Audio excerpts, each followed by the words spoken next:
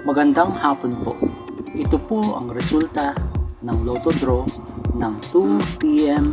Webes, January 18, 2024.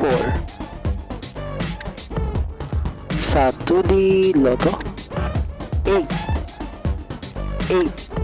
in exact order.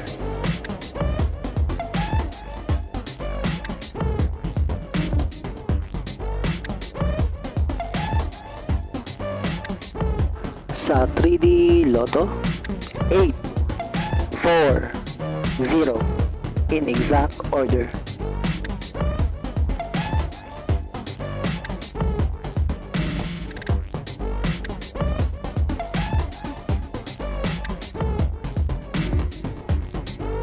Ito po ang mga paalala sa mga Lotto winners at paraan kung paano makuha ang napanalunan. Ito po ang mga paalala sa mga Lotto winners at paraan kung paano makuha ang napanalunan. See you again later at 5 p.m.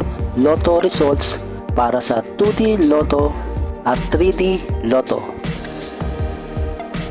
Kung nagustuhan mo ang video ito, please like, share at i-subscribe mo na yan para lagi ka updated sa mga bagong Lotto results ngayon.